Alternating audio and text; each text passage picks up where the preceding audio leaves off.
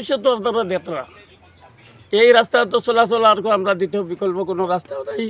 আর বর্তমানে স্কুলের ছাত্র ছোট ছোট বাচ্চা তারারে আত দরি দরি করিয়া এইখান জায়গা পার করানি হওয়ার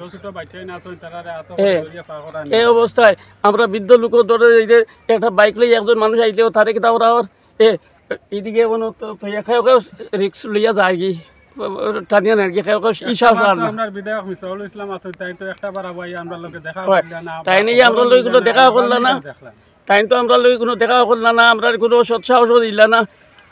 কিতা করবো আমরা অসহায় হইয়া কোনো বিধা দাবি জানাইছিলেন আমরা বারবার দাবি জানাই আইতেছি, বারবার মিডিয়া কল আইসইন, বারবার আমরা দিছি। আপনার এখন আপনারা আইসইন, আজকে আমরা জানছি না আপনারা আইসেন নতুবা সব মানুষ চিত্রিয়া চতুর বাজারে খাতে সব কিছু গিয়া খায় খার পারে, কিন্তু এখন আমরা মুসলিমে কয়জন ওখানে উপস্থিত আপনারা জানলে তো আমরা সব মানুষ রইলা হয় কিলা আপনারা আরও মিডিয়ার যত দেখছেন ভিডিও দেখছেন আমরা সব মানুষ এখানে আবদার করছি বারবার এক দুইবার নাই। বরখলার উন্নয়নে একদম ব্যর্থ বিধায়ক মিসবাউল একজন ব্যর্থ বিধায়ক কোনো জাত, কিন্তু একমাত্র দেখা গেছে ইদারিং রাস্তা উপর ব্যবহারে ইঞ্জিনিয়ার লইয়া আইসেন যেটার লোকে শুধু পরিদর্শন শেষ, পরিদর্শন শেষ। কিন্তু আমরা প্রায় মাস 2 মাস হয়ে গেছে, আমরা তো যে অবস্থা আমরা চলাচল অবস্থা বেহাল হয়ে গেছে। এর বাদে স্কুলের ছাত্রছাত্রী যাতায়াত করতে এটা খুব কষ্ট হয়।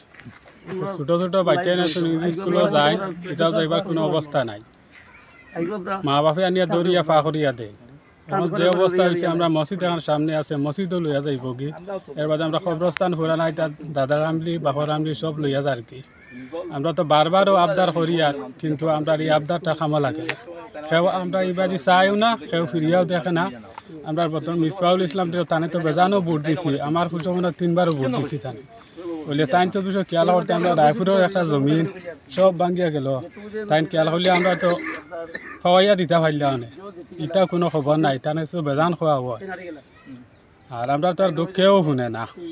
আর আমরা যাতে যে অবস্থায় এখন আছি অবস্থাটা আমরা এই একটা বার MLA আইয়া দেখু বা আমরা জেলা পরিষদও আসুন, তারাও আইয়া দেখু, পঞ্চায়েত যারা আসুন তারা আইয়া দেখু একবার। 2 নম্বর হয়েছে আমরা যে অবস্থা, আমরা প্রায় 20-25 ঘর মানুষ পানির অবস্থা নাই, গাঙ্গর আমিবার অবস্থা নাই, আর পানি যে কেমনে খাইতাম কোনো অবস্থা নাই, বেহাল অবস্থা সব ভাঙ্গে লইয়া গেছে। আমরা খুব কষ্ট এখন আছি বর্তমানে। ফ্যামিলি কতটা আছে এই বেঙ্গনের সাথে?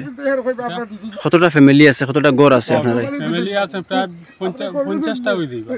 বর্তমানে আমরা পানি নাই, বর্তমানে পানির অবস্থা একদম বেহাল। এর বাদে আমরা গাঁতু এটা ফুরকি উরকি আছে, জল নাই, সব গাঙ্গে নিচে শুকাই।